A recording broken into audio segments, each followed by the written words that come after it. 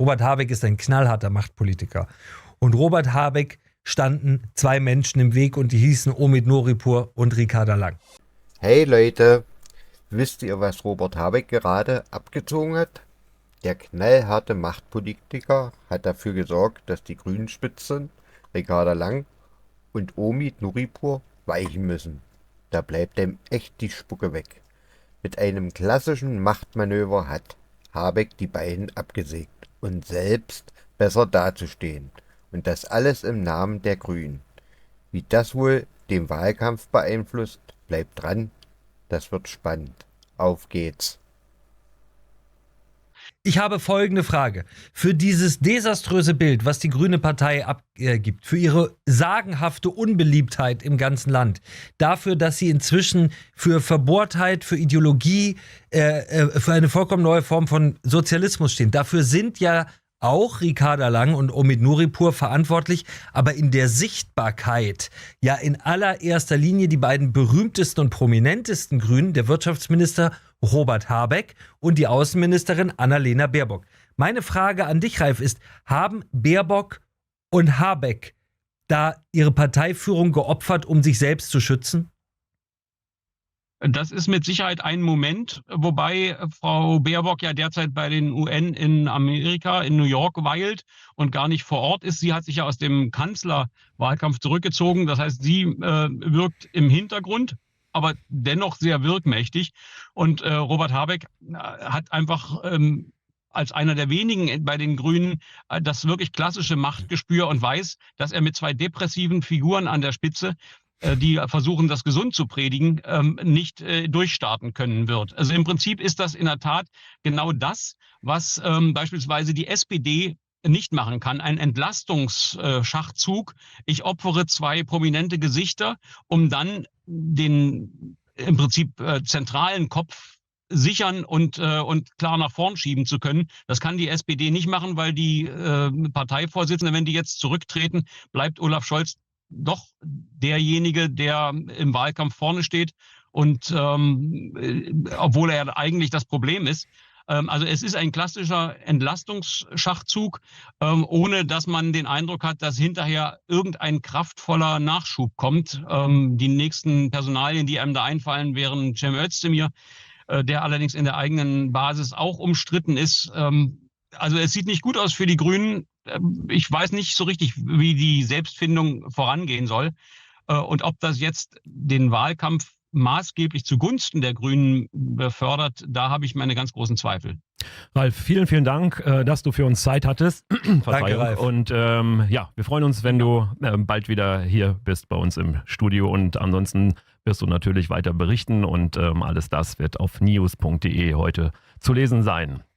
Ja, damit machen wir, glaube ich, hier zwischen uns beiden weiter und ich würde gerne weitermachen bei dem Blick, den wir gerade gegeben haben, nämlich wie funktioniert das eigentlich intern? Also trifft sich dann eine konspirative Gruppe in irgendeinem Lieblingscafé eines Bundesministers und sagt, wir müssen was ändern und dann wird das besprochen und welche Figuren könnten da eine Rolle gespielt haben, Julian? Also wenn wir hier beim Tatort wären, dann würde ich sagen, auf diesem politischen Anschlag sind flächendeckend die Fingerabdrücke von Robert Habeck verteilt. Vollkommen unzweifelhaft. Ralf hat es ja eben schon angesprochen. Es gibt ein Datum, auf das die Grünen blicken. Und das ist der 28. September 2025. Sie haben schon bei der letzten Wahl vom Kanzleramt geträumt. Robert Habeck hatte für die nächste Wahl vom Kanzleramt geträumt. Jetzt sind sie in der Einstelligkeit. Zum ersten Mal seit 7 Jahren stehen die Grünen bei unter 10%, 9,5% derzeit in den Umfragen.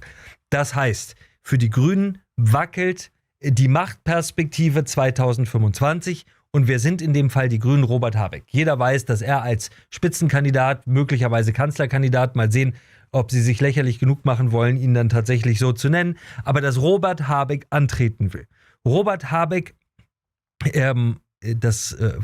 sehen, glaube ich, viele Menschen nicht, weil er so ein großes Talent hat, so puzzelig und brummbärig, stoppelig aufzutreten und immer mit diesem freundlichen Sound des Küchenphilosophen und der Versöhnung zu sprechen.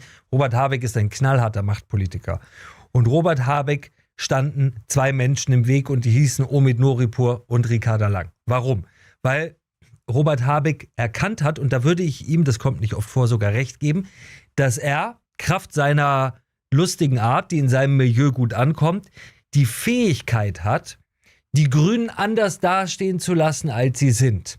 Robert Habeck hat nicht in der Breite, aber durchaus in ein gewisses Milieu, Lehrer, Staatsbedienstete, Wohlstandskinder und so weiter, die Fähigkeit, die Grünen als eine vernünftige, nachdenkliche, irgendwie andere, coole, ökologische, aber dennoch vernünftige Partei dastehen zu lassen. Diese Fähigkeit hat er aufgrund seiner vollkommen eigenen Art zu reden, die er sich angeeignet hat. Robert Habeck ist der festen Überzeugung, dass diese Robert Habeck-Art ihn nicht nur zu höherem beruft, sondern auch in höhere Ämter führen könnte. Robert Habeck ist mit Vizekanzler nicht zufrieden. An diesem Wort Vizekanzler würde er gerne ein Wort streichen und es ist nicht Kanzler. Und Robert Habeck ist zu der Überzeugung gelangt, dass Ricarda Lang und Omid Nuripur viel zu sehr für all das stehen, was sie in dieser letzten Pressekonferenz dann ja auch gezeigt haben. Dieses Bräsige, dieses Stanzenhafte, dieses Staatspartei, Einparteienstaat, dieses ideologisch, dass man ihn aus jeder Silbe anhört, dass sie einfach Parteiideologen sind. Das war Robert Habeck nicht cool genug und das hat er als Bedrohung für sein großes Projekt namens Robert Habeck empfunden. Deswegen hat er sie unter Mithilfe all der mächtigen Menschen, die es in seiner Partei gibt, da ist immer Jürgen Trittin zu nennen, abgeräumt, weil er einfach einer ganz klaren Logik gefolgt ist. Diese Wahlergebnisse sind gefährlich für die Zukunft der Grünen Partei und Emad Reif noch eine, wie so oft, wie immer, so kluge Sache gesagt. Omid Nuripur hat am Ende sein eigenes politisches Todesurteil unterschrieben, indem er am Montag diese Pressekonferenz gegeben hat, die bizarr war, wo er gesagt hat, ja, wir stehen hier noch, wir machen unsere Arbeit, aber ich glaube nicht mehr dran, wir machen es noch und das war's dann. Das war der Moment, in dem Omid Nuripur sich am Ende selber gekillt hat und da hat Robert Habeck Instinkt genug, um zu wissen, okay, diese Leute stehen für eine grüne Partei, die kein Mensch im Land mehr will. Die Fehler politisch hat zwar Robert Habeck gemacht, aber symbolisch für die Grünen stehen eben diese beiden Leute. Was ist das, was die Wahrnehmung der Grünen im Land ist? Menschen, die nie gearbeitet haben, vernichten die Industrie eines Landes und den Wohlstand von Menschen, die jeden Tag früh aufstehen und zur Arbeit zu gehen. Omid Nuripur und Ricarda Lang stehen für diese Politik, stehen für dieses Image. Omid Nuripur und Ricarda Lang haben beide in ihrem Leben nie wirklich gearbeitet. Omid Nuripur ist sogar als Nachrücker in den Bundestag ursprünglich gelangt, ohne je gewählt worden zu sein. Ricarda Lang ist in ihrem Wahlkreis niemand wollte in ihrem Wahlkreis Ricarda Lang. Das sind die klassischen Parteiapparatschicks einer ideologischen Partei, die verrückte Ideen auswendig gelernt haben und deswegen viel mehr für diese verrückten Ideen stehen als der so klug anmutende Robert Habeck, weil sie diese Ideen eben nicht tatsächlich rüberbringen können. Und deswegen hat Robert Habeck gesagt, weg mit denen.